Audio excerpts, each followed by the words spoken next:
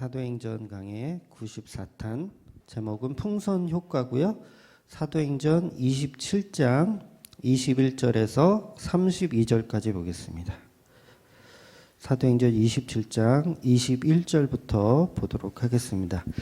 여러 사람이 오래 먹지 못하였음에 바울이 가운데 서서 말하되, 여러분이요, 내 말을 듣고 글에 대해서 떠나지 아니하여 이 타격과 선상을 면하였더라면 좋을 뻔하였느니라. 내가 너희를 권하노니 이제는 안심하라. 너희 중 아무도 생명에는 아무런 손상이 없겠고 오직 배뿐이니라.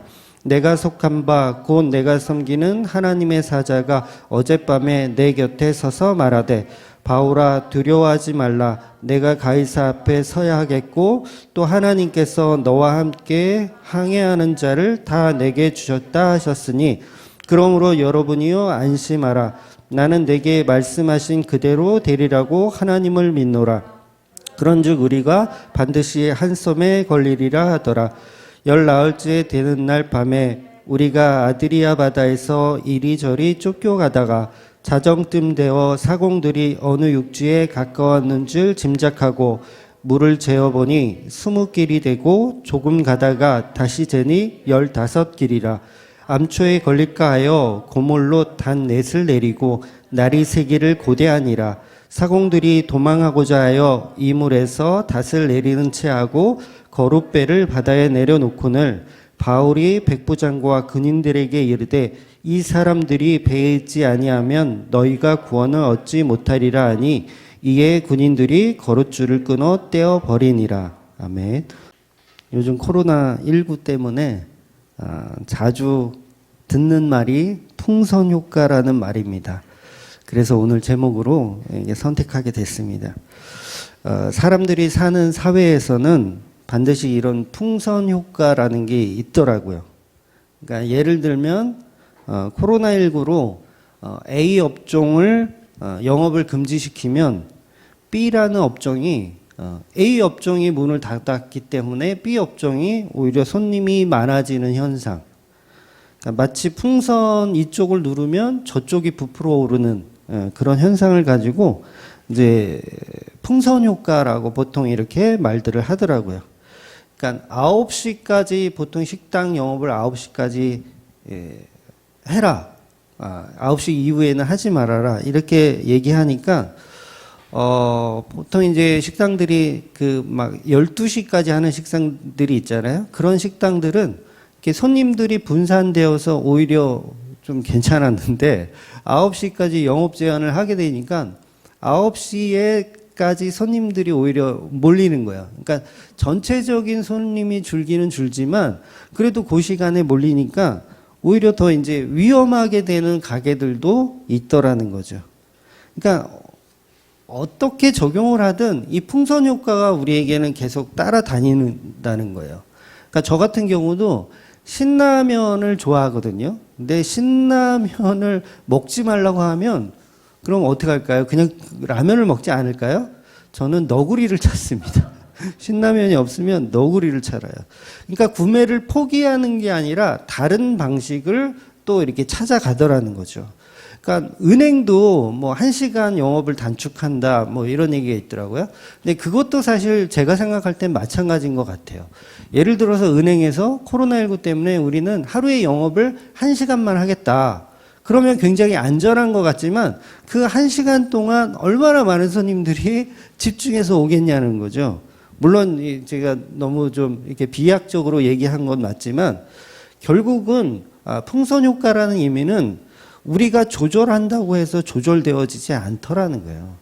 그러니까 그 전에도 뭐 택배 기사들이 막 과로로 쓰러지고 그러니까 야간 택배 운송을 하지 말라고 이렇게 법으로 정해버리면 그러면 그 운송돼야 할 양이 주는 건 아니잖아요. 그럼 그만큼 또 낮에 해야 될 일들이 더 많아질 뿐이라는 거죠. 그런데 이게 죄라는 것도 이와 비슷하더라는 거예요. 그러니까 우리가 A라는 죄를 짓지 말라고 단속을 하면 B라는 죄를 짓더라는 거죠, 사람들이. 그러니까 어느 분야를 단속을 하든 결국은 죄에 대한 총량, 죄를 짓고 싶은 그 총량은 변하지 않고 어떤 형태로든 계속 죄를 짓더라는 거죠. 그러니까 10년 전에는 12년 전에는 조두순이라는 그런 범죄자가 있었어요. 얼마 전에 출소해가지고 난리가 났더라고요. 그렇게 기자들이 많이 몰려갈 줄은 저도 사실 몰랐는데 굉장히 많이 몰려갔더라고요. 그 막 차 위에서 어떤 분이 막 뛰더라고. 그 조두순이 탄 차를. 근데 그 차는 조두순 차가 아닐 텐데 저렇게 막 올라가도 되나? 그런 생각을 했어요.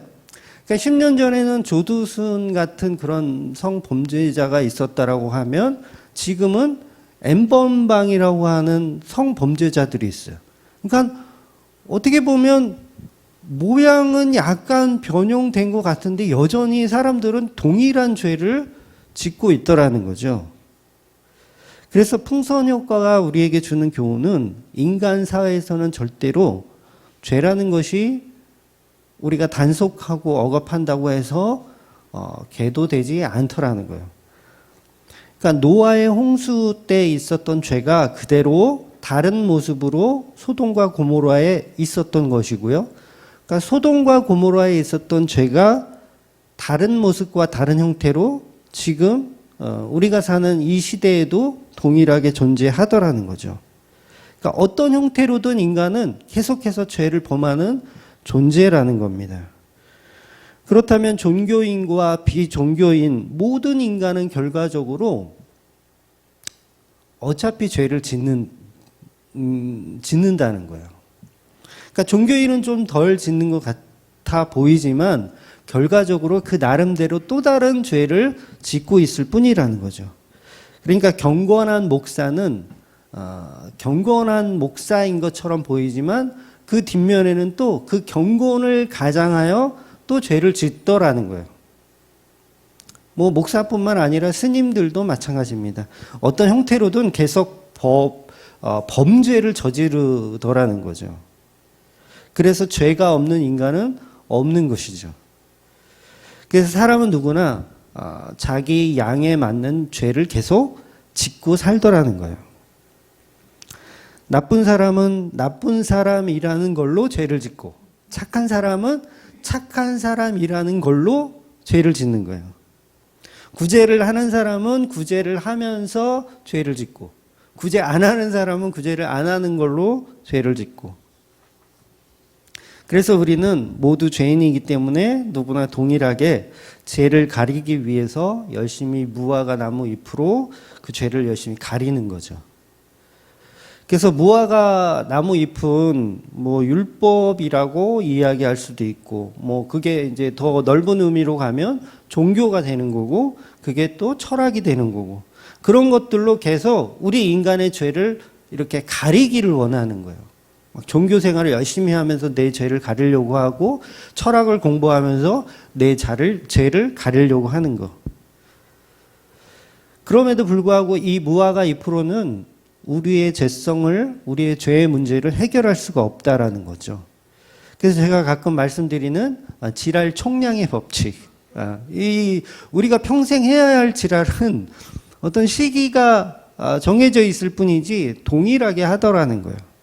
이 죄에 대한 총량의 법칙도 마찬가지죠. 우리가 인간으로 태어났으면 우리가 지을 죄를 어떤 모습으로든 다 짓더라는 거예요.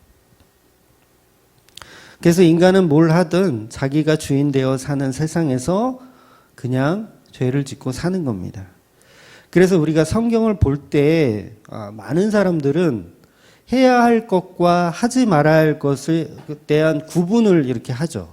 그러니까 성경이 다 그런 얘기들이니까 내가 뭘 해야 되는지 아니면 뭘 하지 말아야 되는지. 그러니까 십계명을 보면서도 그 십계명의 내용을 은혜로 보지 않고 율법으로 보더라는 거예요. 뭘 해야 되고 뭘 안 해야 되고. 대부분의 사람들이 그렇죠. 교회를 다니는 사람들도 마찬가지고요. 그러니까 십계명은 말씀인데 그 말씀은 은혜로 봐야 된다는 거예요. 은혜로. 그러니까 어떤 율법적인 행동 강령으로만 보면 그건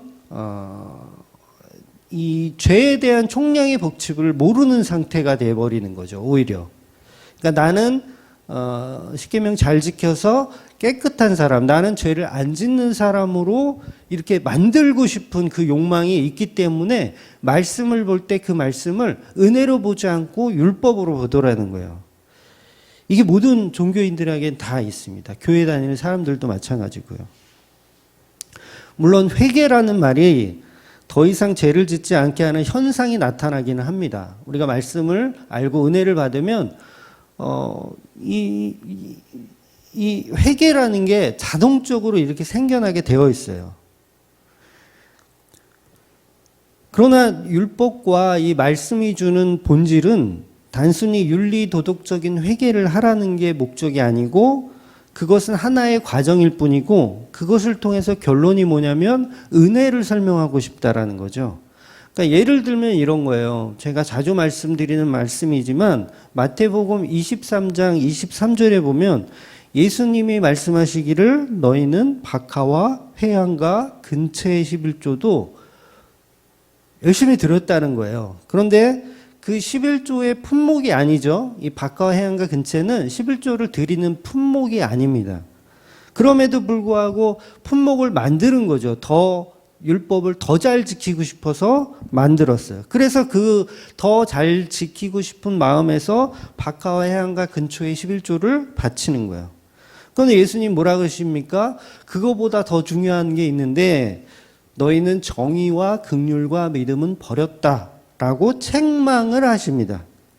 그럼 이 말씀에서 예수님이 바리새인들에게 하고 싶은 말은 뭐냐면 이제 그 11조는 드리되 정의와 긍휼과 믿음을 가진 제대로 된 11조를 드려라라는 말로 우리는 이해를 해요. 근데 그 얘기가 아니거든요. 예수님 말씀은. 예수님은 또 다른 율법을 또 얘기하시는 그런 스타일의 분이 아니세요. 그래서 우리는 이런 식으로 해석을 하더라는 거죠. 아, 그러면 우리가 11조를 그동안 믿음과 정의와 긍휼이 없는 걸로 드렸으니 이제는 그게 있는 11조를 드려야 되겠다라고 하더라는 거예요. 그러면 그걸 윤리적이고 도덕적이고 어떤 교훈적으로 말씀을 이해했다라는 거죠. 은혜로 보지 않았다라는 거예요. 그래서 성경을 번역할 때도 인간들이 원하는 방식으로 바꿔버리잖아요.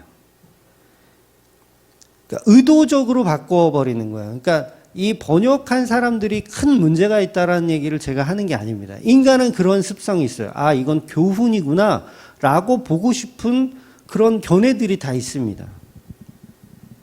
그래서 그 견해가 과거형의 말씀을 가지고 미래형으로 바꿔버리는 거예요.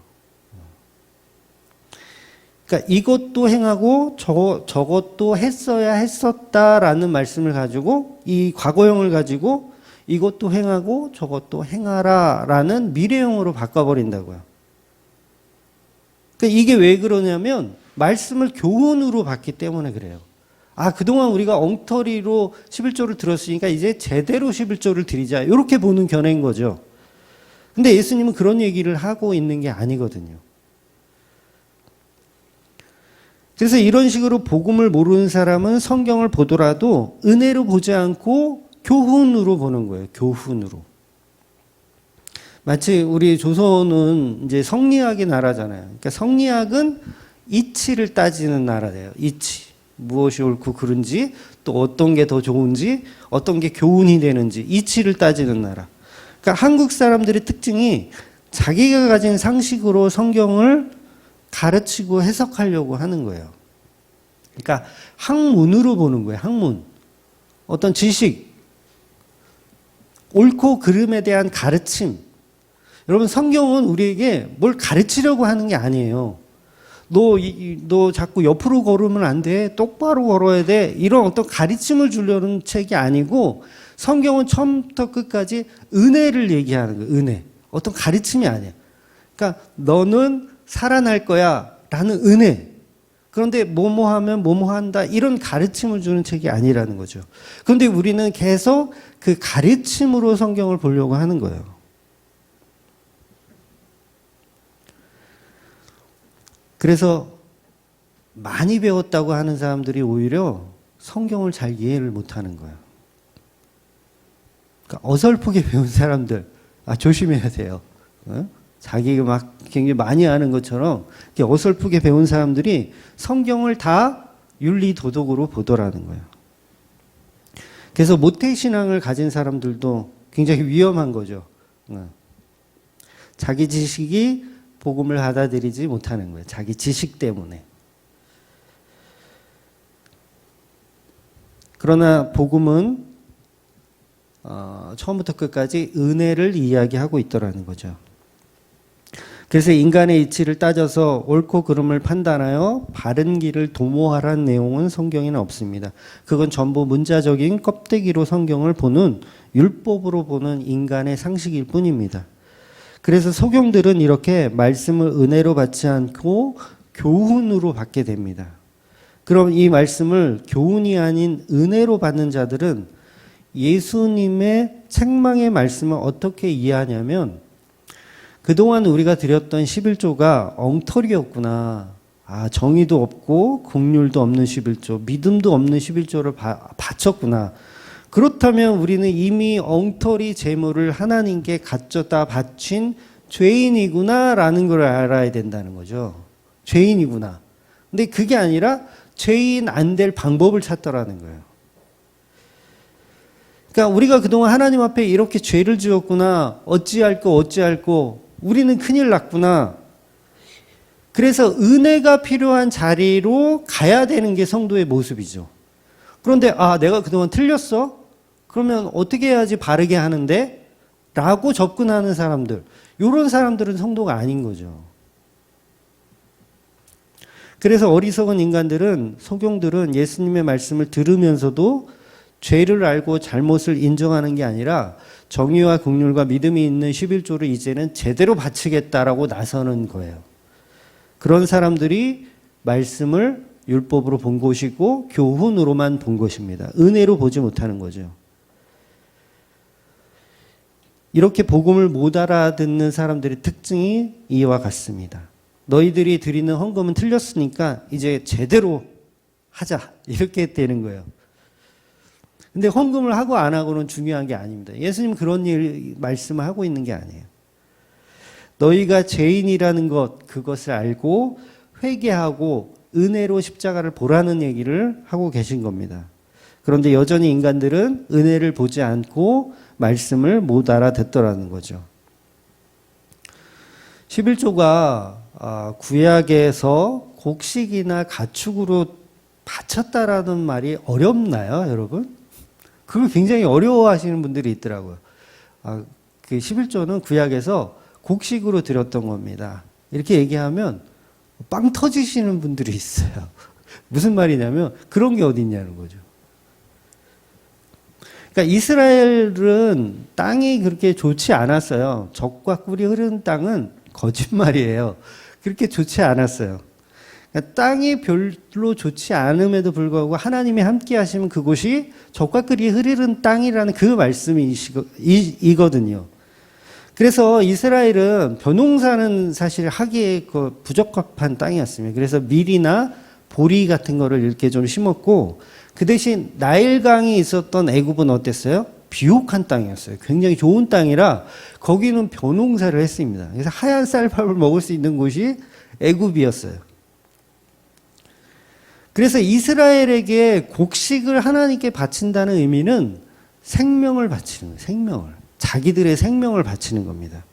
어디 가서 그 하얀 쌀밥을 먹어요? 보리 수확하기도 힘든데.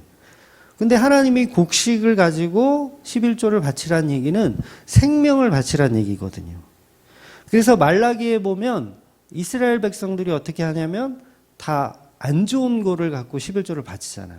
그러니까 11조는 곡식이나 가축으로 드리는데 가축도 좀 이렇게 상품성이 떨어지는 거, 이렇게 절름발이라든가 아니면 좀 이렇게 좀 삐쩍 꼬른 거라든가 그런 걸로 11조를 바쳤다라는 거죠. 그러니까 하나님의 말씀의 요지는 뭐냐면 돈 달라는 말이 아니에요. 하나님이 11조라는 돈을 달라는 얘기가 아니거든요. 생명 달라는 겁니다. 생명. 너희들이 가진 소중한 그 생명 달라. 그래서 예수님이 내 생명을 대신해서 어린 양 예수가 되어 11조가 되어 죽으셨잖아요. 그 제사를 달라는 거예요. 그 제사. 예수 그리스도의 십자가 제사를 달라고 하는 게 11조의 개념인 거예요. 그러니까 우리가 바쳐야 하는 것은 쌀이나 보리 가축이 아니고 십자가에 죽은 예수님을 하나님께 드려야 구원이 일어나는 거예요. 그게 11조의 진정한 뜻이잖아요. 그래서 11조는 태워드리지 않습니다. 태워드리지 않아요. 하나님께 거제로 드리는 거예요. 거제. 이렇게 들어서 거제로 드리는. 그리고 그게 레위인과 제사장들의 목숨을 유지하는 데 사용되어지잖아요. 그래서 화목제, 우리가 잘 아는 화목제, 예수님이 화목제물로 돌아가셨잖아요. 그 화목제도 몽땅 태우지 않습니다. 번제는 다 태우는 거예요. 싹 다 태우는 거예요. 근데 화목제는 다 태우지 않아요. 선별하여 일부만 화제로 드리고 그것도 콩팥과 기름만 떼어서 하나님께 드리는 거예요. 나머지는 같이 나누어 먹는 겁니다. 대제사장과 레위인들과 그 다음에 이 성도들이 같이 이렇게 나누어 먹는 거예요. 이게 화목제예요. 화목제. 제가 지난주에 먹는 것을 바치는 것은 제물의 개념이라고 말씀드렸는데 기억나세요? 그러니까 요리사가 손님에게 식사를 제공할 때 그건 제물을 바치는 거예요. 제물. 그러니까 예수님이 인간이 하나님께 드리는 제물이 되신 거죠. 제물. 그러니까 예수님이 양이 되시고 염소가 되셔서 비둘기가 되셔서 곡식이 되셔서 인간의 제물이 되어 하나님이 그 살과 피를 흠양하시는 거예요. 흠양하시는 거. 창조주이신 예수님이 인간을 구원하기 위해 제물이 되어 인간 손에 죽으시는 겁니다. 그래서 우리 성도들은 이게 무슨 일이냐고, 어떻게 예수 하나님께서 우리 인간 손에 죽어 제물이 될 수 있냐고, 절대 그럴 수는 없다고 하면서 성도들이 어떤 모습을 가야 되냐면 그 십자가를 뺏는 거예요. 예수님이 십자가를 빼앗아서 이 십자가는 제가 지겠습니다 하고 따라가는 거. 그래서 각자 자기의 십자가를 지고 예수님을 따라가는 그 사람들이 성도라는 거죠. 바로 이런 현상을 만들어내는 것이 최종 목적입니다. 최종 목적. 성도들이 각자 자기의 십자가를 들고 예수님과 함께 십자가를 지고 따라가는 거. 이게 최종 목적인 사랑인 거예요. 이것을 하나님께 영광이라고 얘기하는 거예요. 성도가 하나님께 영광 드릴 수 있는 방법이, 유일한 방법이 바로 예수님의 십자가를 지고 예수님을 따라가는 겁니다. 그래서 이 십자가가 창조의 마지막 결정판이에요. 창조의 끝은 성도가 십자가를 지는 거예요. 그래서 성도들이 예수님의 사랑으로 각자 자기 십자가를 지고 따라가는 것. 그래서 하나님이 세상을 이처럼 사랑하사 독생자, 생명을 주셨잖아요. 생명을. 그 독생자를 바치라는 말이 어렵나요? 네? 그 독생자를 바치라는 거예요. 하나님이 우리에게 인간의 제물로 예수를 주셨으면 우리가 이 예수를 십자가에 죽여서 하나님께 다시 돌려드린다고요. 굉장히 이게 좀 난해한 설명이긴 한데 그게 11조의 의미인 거예요. 그게 11조의 의미. 나의 생명을 다시 드리는 거. 그러니까 나의 생명의 가치를 버리고 예수를 믿으라는 게 11조의 의미인 거예요. 너무 쉬운 진리입니다. 너무 쉬운 진리. 아니 예수님이 바리새인들에게 성전에 11조 잘 바치라는 말을 복음서에서 했을까요? 말이 안 되는 게 저 성전 헐어버려라. 저 성전 헐어버려라 라고 하신 분이 예수님인데 야 너희들 성전에다 이제는 믿음과 정의와 긍휼이 있는 11조를 이제는 드려. 이런 말을 해놓고서 저 성전 무너뜨려라. 그러면 이게 앞뒤가 맞아요? 안 맞아요? 안 맞는 거예요. 그러니까 성전은 모형이다. 11조도 모형이다. 이 얘기를 하시는 거죠. 십자가로만 다 이루어진다는 말씀을 계속해서 하고 계시더라는 거예요. 인간은 자기가 보는 상식으로 복음을 이해하려고 드는 겁니다. 그래서 성전에서 장사하는 사람들의 상을 뒤엎으시면서 하나님의 뜻을 구하지 않을 사람들은 당장 나가라고 이렇게 막 깽판을 치시잖아요. 그러니까 예수님이 앞으로 11조 잘 바치라는 교훈을 마태복음 23장 23절에 말씀하셨다라면 성전에서 그렇게 깽판을 치시면 안 되세요. 그러니까 그 말은 우리가 번역을 잘못해 놓은 거예요. 그러니까 예수님도 돈으로 드리는 성전세를 바치셨던 분인 거 아시죠? 돈으로 성전세를 바치셨어요. 그러니까 베드로에게 낚시를 하라고 해가지고 그 물고기 입에서 이제 한 세개를 갖다가 이제 베드로의 몫과 예수님의 몫으로 성전세를 바치셨습니다. 그러니까 11조는 성전세가 아니에요. 성전세는 따로 있었습니다. 그러니까 곡식이나 가축으로 드리던 엄연한 구약의 제사가 11조라는 거죠. 근데 한국 교회는 그걸 아직도 모르고 있는 거예요. 벌써 오래전부터 말하고 있는데 아직도 못 알아듣는 사람들이 많더라고요. 예수님은 또 다른 율법을 말씀하신 것이 아닙니다. 그러니까 제대로 된 11조를 드리라고 했다면 그건 또 다른 율법을 만들어내신 것뿐이에요. 근데 그 말이 아니라 너희들은 죄인이기 때문에 은혜가 필요한 존재임을 알라는 말입니다. 지금 저와 여러분에게도 동일합니다.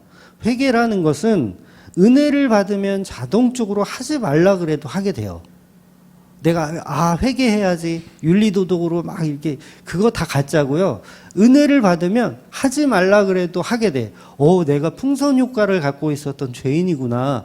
나는 나를 착하다라고 생각하고 치장하고 있었는데 결국 그 착한 속에서도 또 다른 죄를 짓고 있었구나. 그걸 알게 되더라는 거죠. 그래서 우리 인간들은 성경이 우리에게 죄를 지적하면 은혜를 알라고 주신 말씀인데 그 죄를 덮을 방법을 찾아요. 계속. 그러니까 말씀 보면서 뭐 죄를 딱 지적해. 그러면 나 죄인이구나. 나 어찌할꼬. 이게 아니라 죄인이라고 지적하니까 그럼 죄인이 안 될 수 있는 방법을 찾아 나서는 거예요. 결국 또 다른 율법을 만들어내더라는 거죠.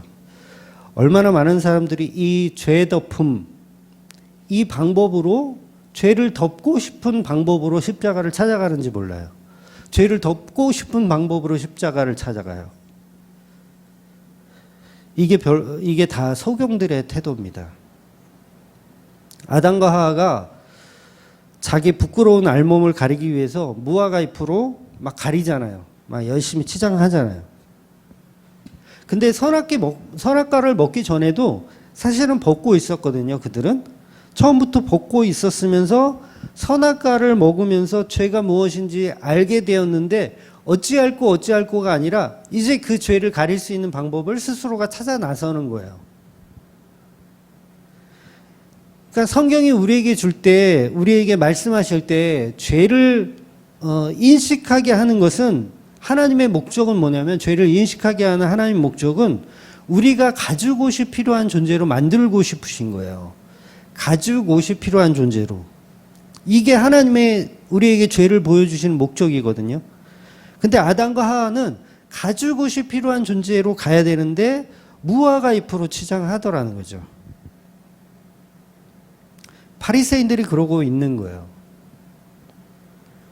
그래서 우리는 하나님이 어린 양을 죽여서 주시는 그 십자가 가죽옷보다는 내가 열심으로 수집한 것으로 치장하는 걸 좋아해요. 그게 이제 무화과 잎은 거죠. 그러니까 죄를 알라고 줬더니 또 다른 율법을 만들어내더라는 거죠. 결국 바리새인들이나 소경들에게 죄를 설명하면 그 은혜로 가죽옷이 필요한 상태로 가는 것이 아니고 다른 어떤 교훈을 만들어내요. 그게 대표적인 게 유대인들에게는 탈무드라는 책이죠. 탈무드 같은 걸 만들어서 인간의 방식을 또 만들어가는 거예요. 하나님의 말씀을 계속해서 윤리나 도덕으로 교훈으로 만들어내고 싶은 거죠. 이런 것들이 이제 종교를 만들어내고 교회를 만들어내는 거예요. 오늘날의 교회를 만들어내는 거예요. 그런데 인간이 만들어 놓은 윤리 도덕은 구원 앞에서는 전혀 소용이 없습니다. 물론 세상을 살아가는데 윤리 도덕은 필요해요. 그게 필요 없다는 게 아니에요. 세상을 살아가는데 분명히 필요합니다. 하지만 성경은 다른 세상의 이야기를 하더라는 거예요. 놀라운 얘기를 하나 해드릴까요? 연쇄살인범하고요, 저기 아프리카 가서 고생했던 슈바이처하고요, 지옥 동기라는 거 아세요? 굉장히 놀라운 얘기예요. 그러니까 우리가 생각하는 윤리 도덕으로는 절대 이해할 수 없는 겁니다.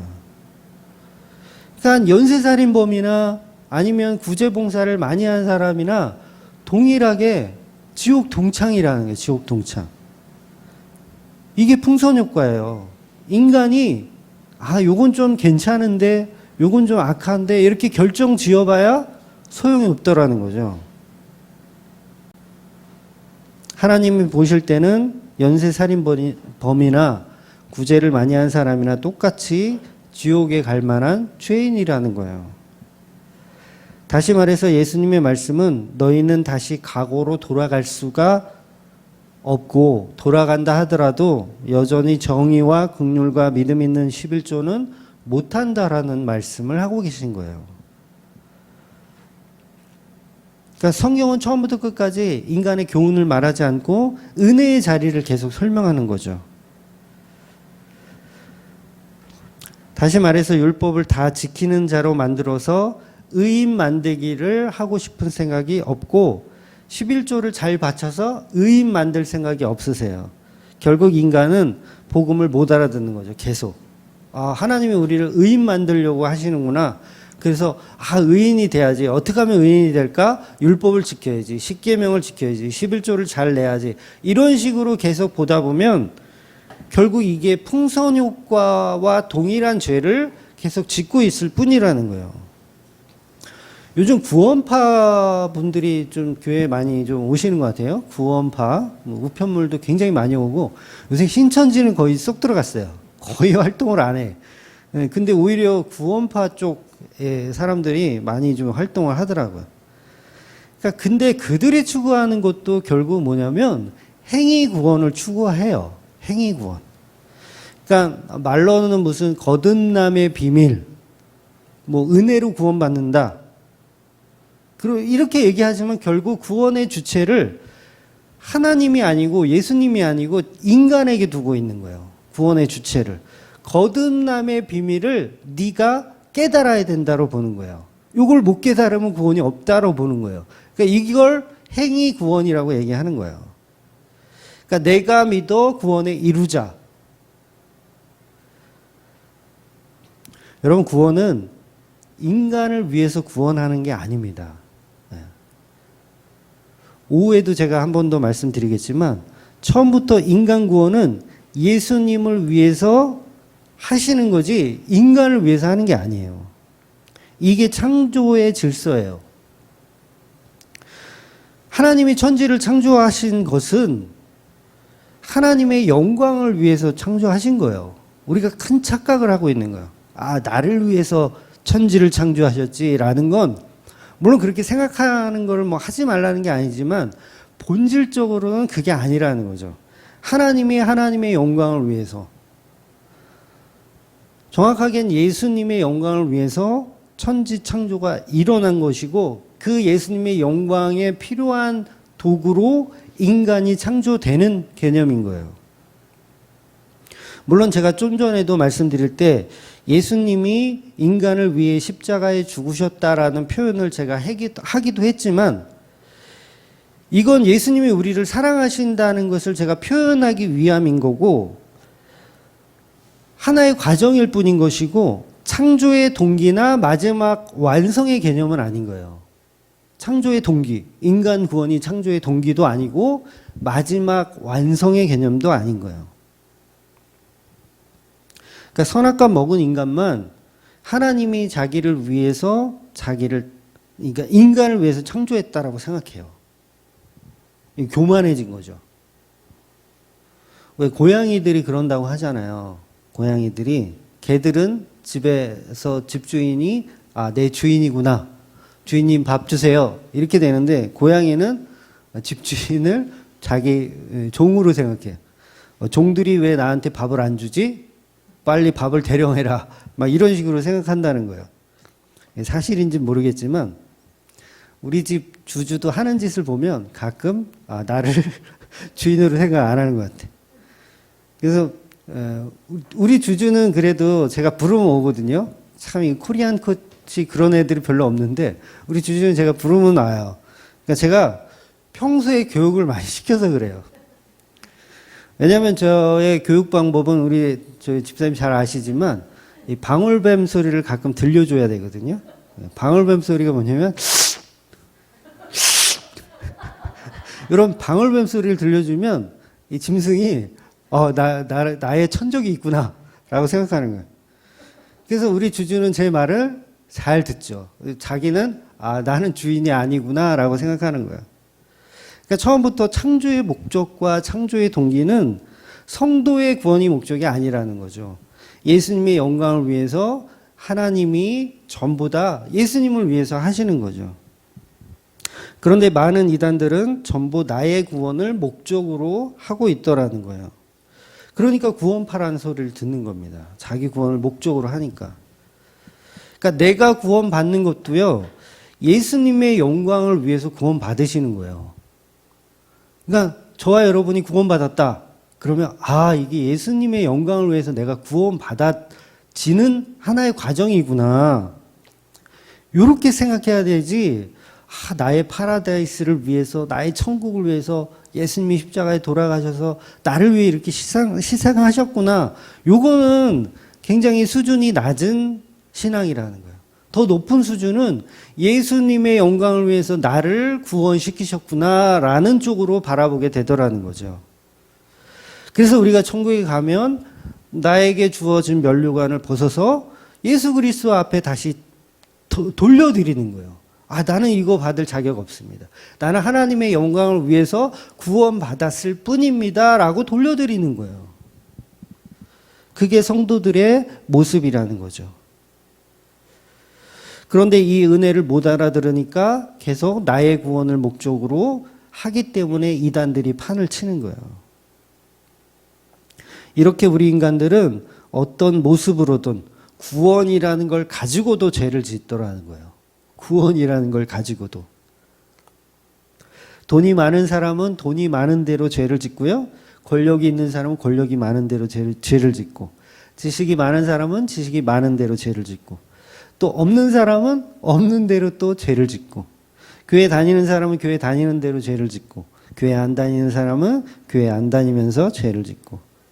그러니까 죄의 총량의 법칙인 풍선 효과는 늘 동일하게 있더라는 거죠. 그래서 우리는 자기가 속한 환경과 상황에서 죄인이라는 것을 자각하는 거, 이게 중요하다라는 거예요. 그래서 날마다 우리가 죄인임을 인식해서 내가 십자가의 은혜가 필요한 존재구나라는 걸 계속 자각해 가는 거죠. 그렇기 때문에 성도는 예수님을 위해서 목숨 걸고 순교하면서도 예수님을 믿으면서 실천하면서도 끝까지 그 은혜를 예수님께 돌리더라는 거예요. 그 영광을. 그러니까 죽어 마땅한 존재로 순교하는 것이 맞지, 내가 잘 버틸게요. 함께하여 주세요. 이런 개념이 아니라는 거예요. 나는 죽어 마땅한 존재이니까 죽는 거예요.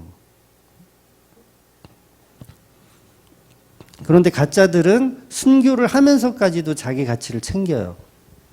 이게 이슬람 폭탄 테러 하는 애들이 이제 자기 가치 챙기잖아요. 그런 식으로 되는 겁니다.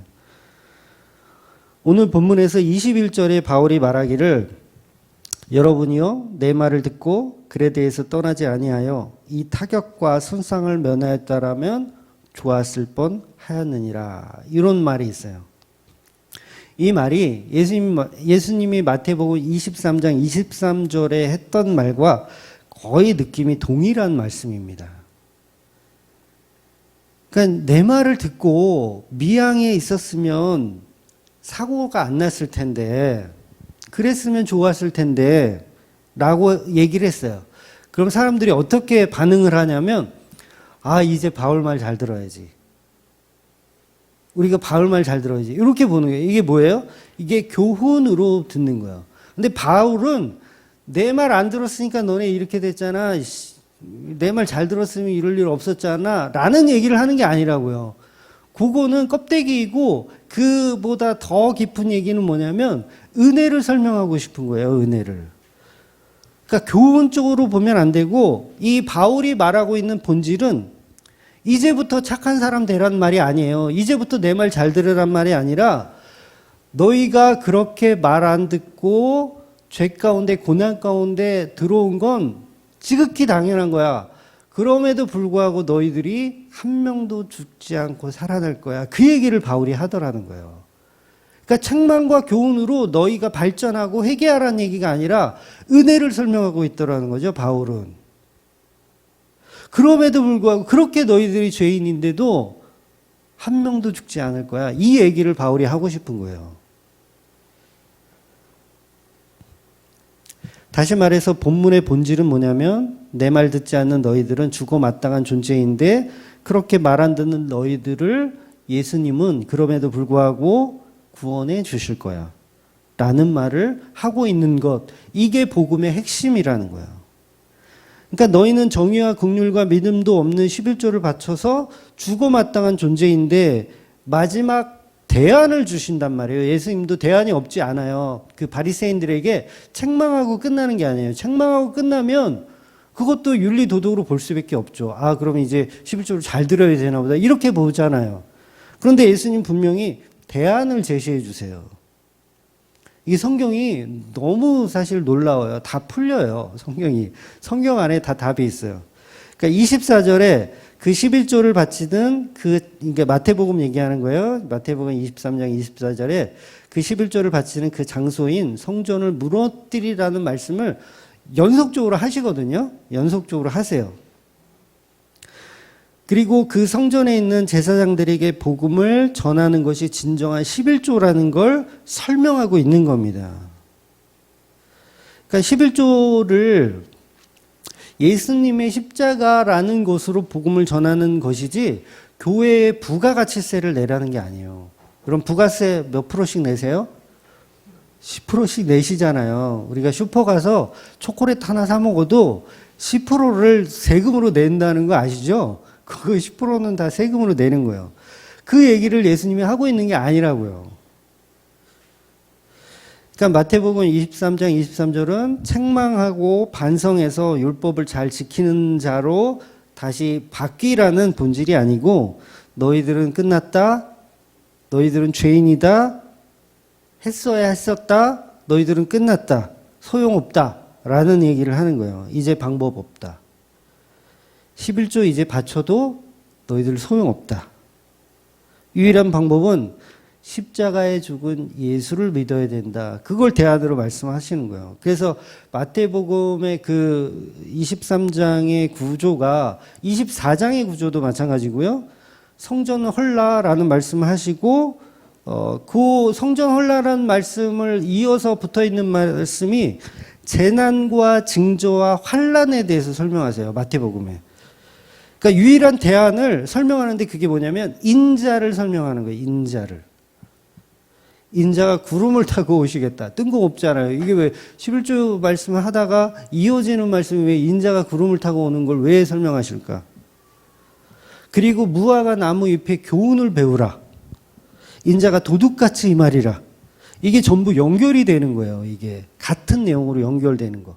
그래서 잘못을 뉘우치고 앞으로 잘하라는 말이 아니라 그 구름을 타고 오시는 그 인자를 믿어야 된다는 얘기를 하시는 거죠. 그러니까 본질은 그렇게 너희 마음대로 했음에도 불구하고 예수님은 너희 죄인들을 구원하신다라는 이야기를 하시는 거예요. 그래서 본문 22절도 내가 너희를 권하노니 이제는 안심하라. 너희들 다 내 말 안 들었잖아. 미양에서 거기서 겨울을 나야 된다니까 왜 고집스럽게 베닉스로 가자고 해가지고 왜 이 사단을 내? 그 다음 대안이 뭐냐면 그럼에도 불구하고 너희 중에 생명에는 아무런 손상이 없겠고 오직 배뿐이라. 배만 망가지고 생명에는 손상이 없을 거야. 그러면 이들의 반응이 어때야 되냐면, 아, 나 이제 교훈적으로 살아야지, 나 이제 잘 살아야지, 이게 아니라 은혜를 봐야 된다는 거죠. 그러면 그 다음부터 이루어지는 회개들은 자동적으로 따라오는 거예요. 아, 이제 바울이 하라는 건 뭐든지 잘 지켜야 되겠다. 요거는 부수적으로 따라오는 내용이라는 거예요. 근데 이걸 우리는 본질로 보잖아요.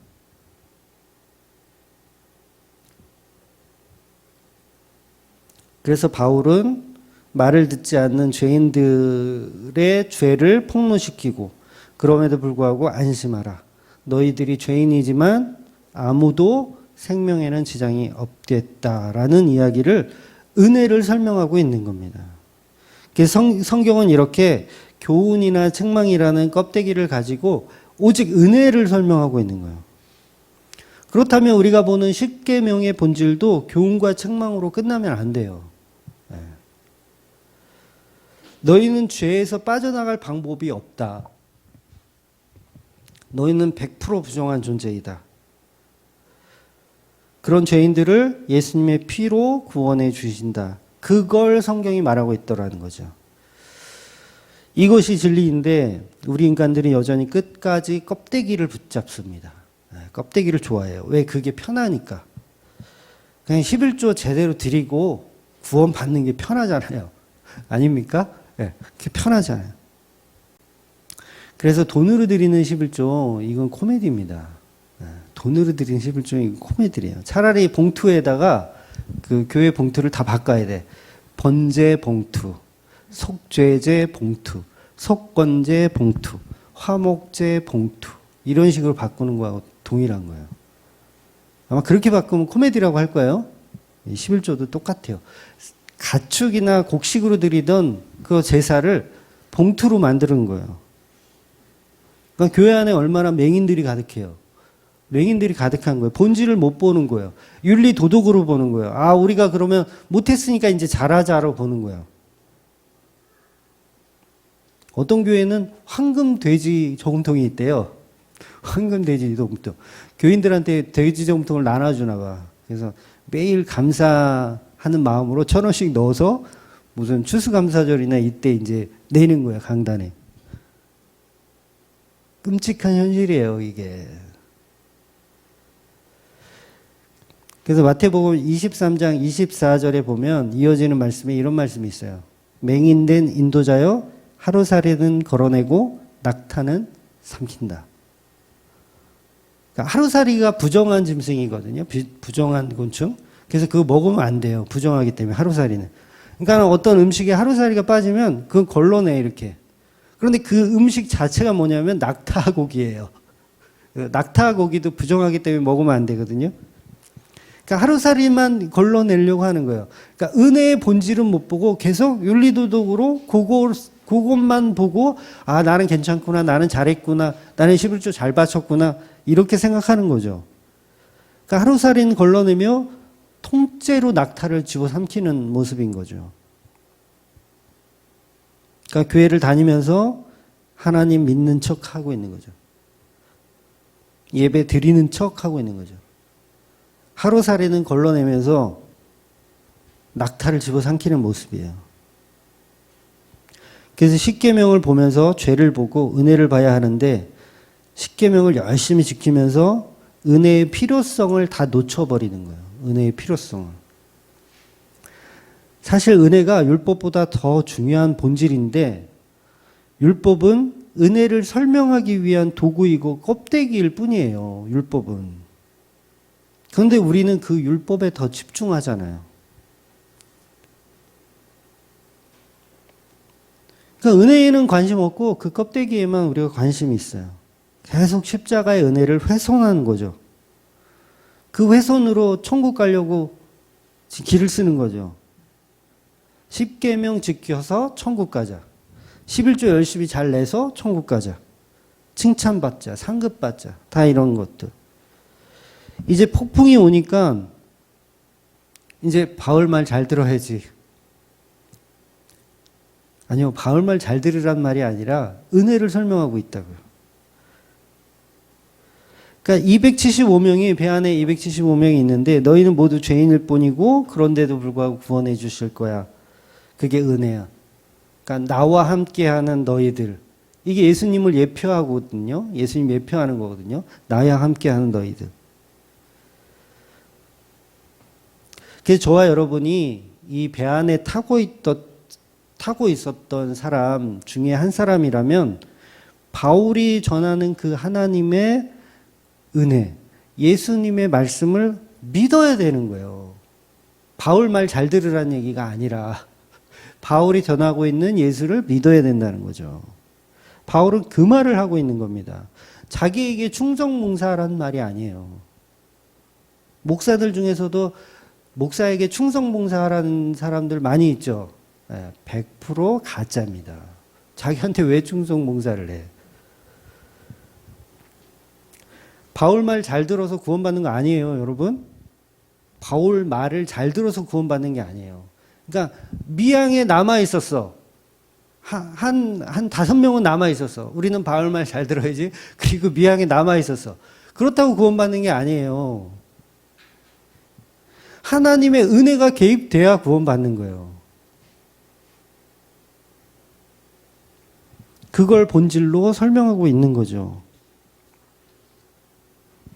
그래서 그 말을 못 알아듣는 사람들을 예수님께서는 마태복음에서 계속 너희가 회칠한 무덤 같다라고 표현하는 거예요.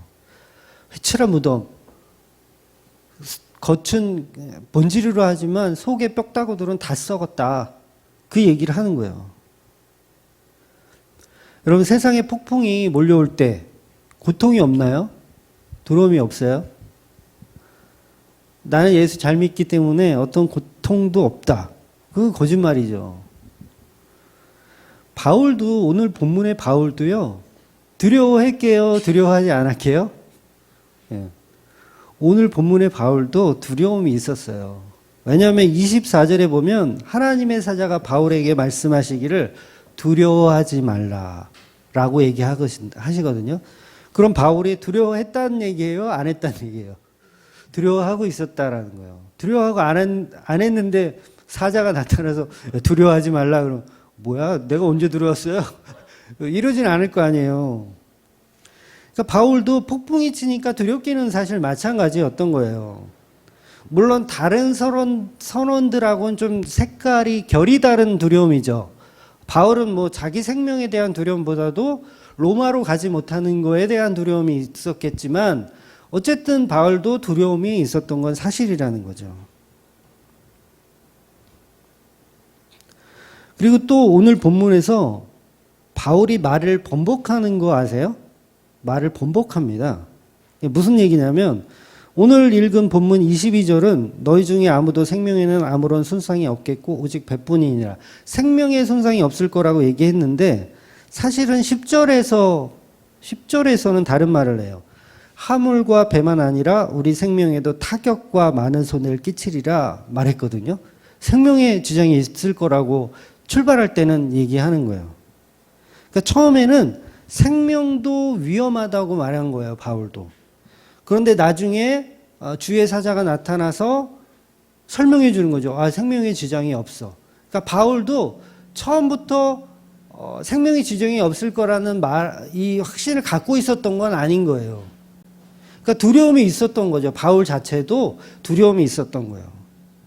그리고 31절에 보면 사공들이 도망을 가려고 합니다. 도망을 가려고 해요. 그러면 구원 없다고 얘기해요. 또 그 얘기 뭐예요? 죽을 수 있다는 얘기를 하거든요. 결국 부분이 말하고 싶은 건 뭐냐면 두려움이 있어도 그 언약 안에 함께 있어야 된다는 얘기를 하는 거예요. 그러니까 지금 이 본문에서 언약은 누구냐면 바울이거든요. 바울과 함께 있어야 사는 거예요. 그 얘기를 하는 거예요. 언약 안에 있어야 된다. 그래서 이건 교훈을 얘기하는 게 아니라 전부 하나님의 은혜를 설명하는 거죠. 그러니까 바울이 예수 그리스도로 예표되어서 한 배를 타고 있는 성도들을 설명하고 있는 거예요. 그래서 저와 여러분이 율법을 통해서 구원받는 것이 아니고 우리의 어떤 자력으로 우리가 열심히 잘 믿어서 어떤 행위로 구원받는 것이 아니고 오직 타력, 그 은혜로 외부에서 들어오는 그 타력으로 구원이 이루어지는 겁니다. 그게 바로 십자가 은혜인 거죠. 그래서 은혜를 정말 강조하는 목사님들이 있잖아요. 그런 목사님들이 정말 제대로 된 목사님들이에요.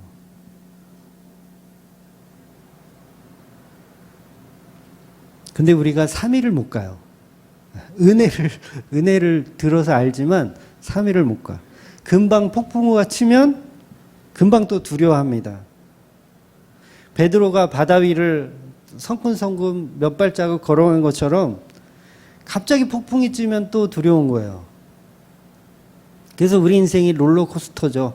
그래서 어쩔 때는 하나님이 함께 하시는 이 느낌이 오다가도 어쩔 때는 혼자인 것 같고. 그러나 성경이 우리에게 주는 말씀은 어려운 상황에도 그 은혜를 통해서 회개를 만들어내는 것이고, 회개가 먼저 일어나는 게 아니라 은혜가 먼저 적용이 되더라는 거예요. 그래서 은혜 받은 자만 회개가 할 수 있게 돼요. 은혜 받은 자만 회개합니다. 그러니까 회개하는 자가 은혜를 받는 게 아니고요. 거꾸로예요. 은혜 받은 자가 회개를 하는 거예요. 그러니까 275명의 선원들은 바울의 말을 통해서 은혜를 먼저 받는 거예요. 은혜를 먼저 받고 나서 너희 생명은 절대 죽지 않는다라는 은혜가 먼저 개입되고 나서 그 다음에 회개하는 사람들도 있고 또 회개 안 하는 사람들도 있고 늦게 회개하는 사람도 있고 이렇게 적용이 되는 거예요. 그래서 사공들이 도망가려고 하잖아요. 그래서 그때 사공들이 도망가려고 할 때 백부장 율리오와 군인들이 바울의 말을 들어요. 전에는 말 안 들었는데 지금 들어요. 그러니까 은혜로 보는 눈이 생긴 거예요. 그래서 백부장 율리오와 군인들이 이 선원들이 타려고 했던 고룻배를 줄을 끊어버립니다. 그러니까 탈출을 못하게 하는 거예요. 밖에 나가면 죽어. 우리는 이 배 안에 언약 안에 있어야 돼. 그 얘기를 하고 있는 거예요. 그래서 한 배를 타고 있는 사람들에게 사도 바울이 축사를 하고 식사를 함께 나누어 먹어요. 이렇게 살아나는 내용. 그러니까 예수 그리스도의 마지막 만찬을 사도 바울을 통해서 지금 배 안에서 하고 있는 거예요. 너희들이 살아난 이유는 너희가 지금 먹고 있는 이 예수 그리스도의 살과 피 때문이다라고 성경이 일부러 여기다가 이 식사하는 장면을 집어넣은 거예요. 배에서. 지금 폭풍 치고 난리 부르스인데 지금 밥 먹을 여유가 어디 있어요. 근데 성경은 일부러 이거를 집어넣고 있는 거예요. 그러니까 사도 바울은 의도적으로 식사를 하게 하는 거예요. 그리고 예수 그리스도의 살과 피를 설명하는 거죠. 이 배에 있을 때 예수 그리스도의 십자가 피가 있을 때 그분의 살과 피를 먹을 때 우리는 가장 안전하다. 그러니까 거룻배 타고 도망갈 생각을 하지 말아라. 그 얘기를 하고 계신 거죠. 저와 여러분의 인생에 이런 나룻배가 있습니다. 그거 타는 순간 죽는 거예요. 나룻배는, 이 거룻배는 저거 구명보트라고 생각하시면 돼요. 탈출을 위한 구명보트. 근데 그거 타고 천국 가고 싶은 거죠, 우리가. 그거 타고 언약 밖에 나가서 어떤 윤리와 도덕과 상식으로 구원을 받고 싶은 생각. 그러니까 선원들이 생각할 때, 이 알렉산드리오는 금방 침몰할 것이니 빨리 나룻배를 타고 도망가야지라고 판단하는 거. 이 거룻배, 나룻배래 자꾸. 이 거룻배가 우리 인간이 만들어 놓은 기술을 얘기하는 거고, 능력을 얘기하는 거고, 인본주의의 모든 방식을 설명하는 겁니다. 종교도 여기에 포함되는 거죠. 종교 생활 열심히 하자. 어떻게 하면 구원을 받을 수 있을까? 그러니까 이단들이 추구하는 게 이거잖아요. 어떻게 하면 구원받을 수 있을까? 그래서 성경을 통해서 구원받는 방법을 막 연구하고 막 거듭남의 비밀을 막 찾아내려고 하고 이 비밀을 알려줘야지만 구원받는다고 생각하는 거. 이게 다 엉터리라는 거예요. 여러분, 구원의 복음은요, 소식이에요, 소식. 굿뉴스, 소식. 이 소식 자체가 구원을 결정짓는 게 아니에요. 이게 굉장히 중요한 거거든요. 소식을 들으면 내가 자유해지는 건 맞아요. 내가 자유해져요. 복음의 소식을 들으면 자유해집니다. 그런데 그 복음의 소식이 나의 구원을 결정짓는 게 아니라고요. 구원의 결정은 예수님의 피로 하는 거지 그 피의 소식으로 전해지는 게 아니에요. 그러니까 예를 하나 들으면 내가 이제 독립군이에요. 독립군. 근데 우리 독립군들이 다 잡혀가가지고 내가 여기 항룡산에 혼자 지금 텐트 치고 몰래 살아. 한 몇 년을 살았는데 8.15 광복이 왔다는 사실을 내가 모르고 있었어요. 모르고 있어요. 그냥 계속 숨어 사는 거야. 그런데 소식이 들려오죠. 야, 광복절이 지난 지가 벌써 2년이 지났어. 당신이 여기서 뭐 하는 거야? 그러면 나는 이제 자유해지잖아요. 그런데 그 소식 자체가 나에게 구원을 주어지는 건 아니에요. 이미 광복은 2년 전에 있었단 말이에요. 그 광복이라는 그게 나한테 구원을 주는 거지 그 소식을 못 들었다고 해서 광복이 일어나거나 안 일어나는 개념은 아닌 거죠. 그래서 복음은 그냥 흩뿌려지는 겁니다. 흩뿌려지는 거. 흩뿌려지면 거기서 성도들은 그 흩뿌려짐의 말씀을 듣는 거예요. 그러니까 이 말씀이 성도를 찾아가는 방식이죠. 말씀이 성도를 찾아가는 방식. 그래서 우리가 복음을 듣고 이해해서 성령 받아서 구원받는 그런 개념은 아닌 거예요. 그러니까 완전한 타력, 이미 구원이 결정되어 있는 상태의 소식을 듣는 게 복음이라는 거죠. 그래서 거리에서 막 아무렇게나 막 이렇게 전도해도요, 들을 귀가 있는 성도들은요, 그 복음이 들리게 돼 있어요. 굉장히 놀라운 얘기인 거예요. 그래서 그 복음 주위에 성도가 복음을 듣게 되는 겁니다.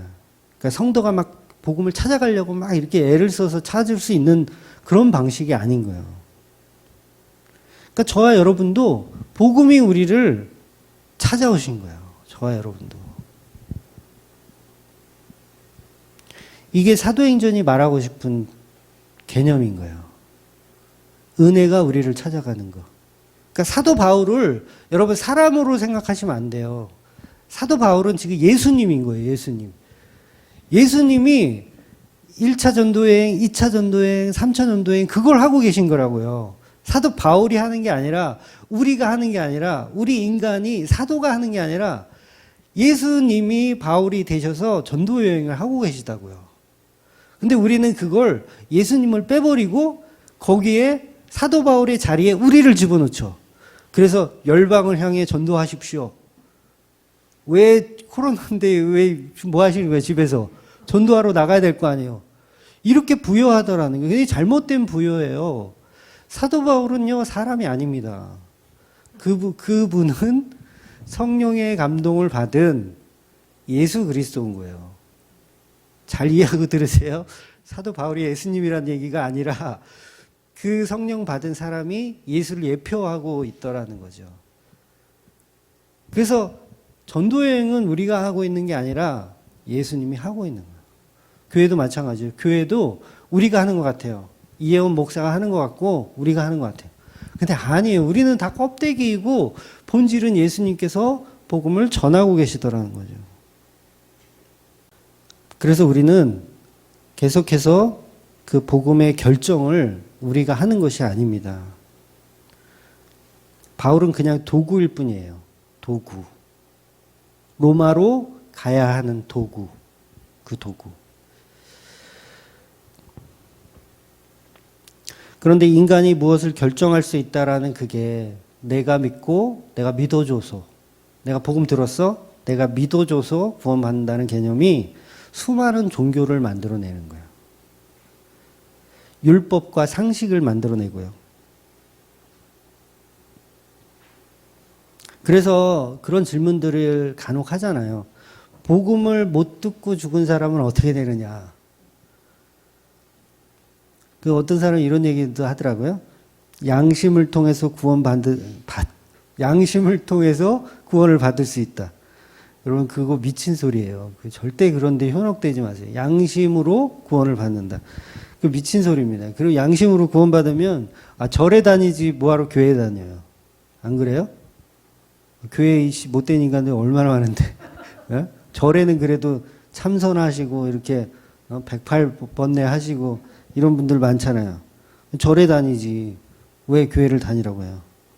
그러니까 그 말씀이 이제 로마서 2장 14절 15절에 나오는 말씀이거든요. 양심을 통해서 율법을 이해한다 뭐 이런 말씀을 사도 바울이 했는데, 이 말은 양심으로 구원을 받는다는 말이 아니라, 여러분 우리가 율법을 몰라도요 구원 받을 수 있습니다. 율법 몰라도요 구원 받을 수 있어요. 그 얘기를 사도 바울이 하는 거예요. 그러니까 자연의 계시가 뭐예요? 이 우주 만물 모든 거잖아요. 이 모든 거는 하나님이 창조한 질서예요. 이 질서를 통해서 하나님은 우리가 죄인임을 드러내고 계시다고요. 그러니까 이 천지 만물이 에덴 동산에선 너무 좋았잖아요. 그런데 아담과 하와가 범죄함으로 가시덤굴과 엉겅퀴가 나면서 이 세상이 황무지가 됐잖아요. 황무지가 되는 이유가 뭐냐고요. 나 죄인이구나. 그걸 보라고 황무지를 만들어 놓으신 거예요. 그러니까 자연 계시를 통해서도 우리가 죄인임을 볼 수 있는 거예요. 그러니까 그 얘기인 거예요. 바울의 얘기는 사람들의 윤리 도덕으로도 우리가 죄인임을 알 수 있고, 우리의 양심으로도 우리의 죄인임을 알 수 있고, 이 모든 게 하나님의 만드신 타락한 우리 인간 세상의 모습이다.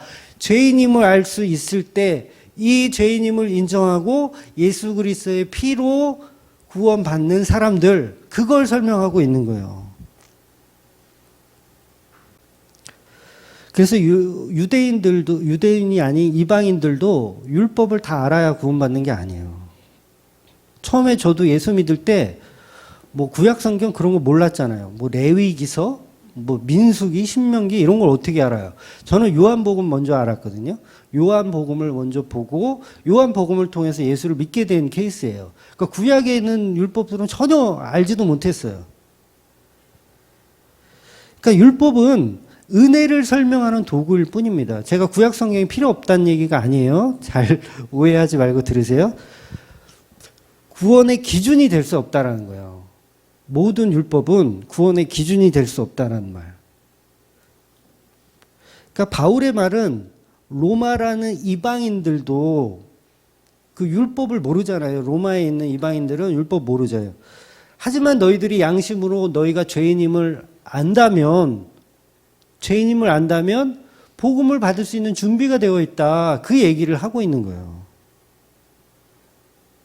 그러니까 스님들도 천국 갈 수 있다라는 말이 아니라, 내가 스님이어서 열심히 번뇌하고 막 죄에 대해서 막 공부하고 막 자각하고 해. 그랬더니 나는 이 죄에서 벗어날 방법이 없구나. 이걸 깨닫는단 말이에요. 철학도 마찬가지. 철학도 결국 공부하고 끝에 가면 철학에서도 뭐가 나오냐면 결국 인간은 답이 없다. 라는 게 철학의 끝이에요. 종교의 끝도 인간은 답이 없다. 그랬을 때 그러면 그 답이 무엇이냐? 답이 예수 그리스도의 피밖에 없다라는 걸 알고 돌아오면 된다는 거죠. 그래서 스님 하다가 이 목사님 되신 분 제가 본 적이 있거든요. 그분도 그 얘기를 하시는 거예요. 종교에서 내가 신을 찾아보려고 아무리 노력해봤지만 소용이 없더라. 인간의 죄만 보이더라. 그런데 기독교에서는 그 대안을 확실하게 제시를 하는데 그분이 바로 예수 그리스도이더라 라는 얘기를 제가 들은 적이 있어요. 그러니까 양심적으로 너 죄인 맞잖아. 그 얘기 하는 거예요. 사도 바울이 양심적으로, 야, 너 죄인 맞잖아. 너 죽어 마땅하지? 너 지옥 가도 마땅한 인간이지? 그걸 아는 상태. 그래서 로마인들도 유대인처럼 율법을 잘 몰라도 자연의 계시 속에서 너의 양심으로 너희가 죄인임을 인정하면 은혜를 볼 수 있는 통로가 되어진다는 얘기를 사도 바울이 하는 겁니다. 한마디로 그 도둑놈이 막 천둥 번개 치면 제발 저리죠. 그런 개념하고 비슷한 거예요. 그러니까 율법은 우리의 죄를 드러내기 위한 통로라는 거죠. 그 율법이 우리에게 구원을 주는 게 아니라. 십계명 몰라도요, 구원 받는데 전혀 상관없어요. 물론 알면 더 복음을 더 잘 이해하겠지만. 그래서 구원은 어떻게 받느냐면 모든 배가 유로굴라를 만나게 되면서 받게 되는 거예요.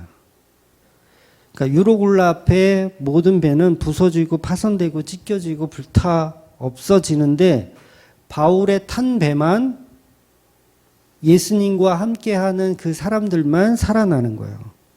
바로 예수님의 언약 안에 사로잡혀 있는 그 배에 있는 사람들.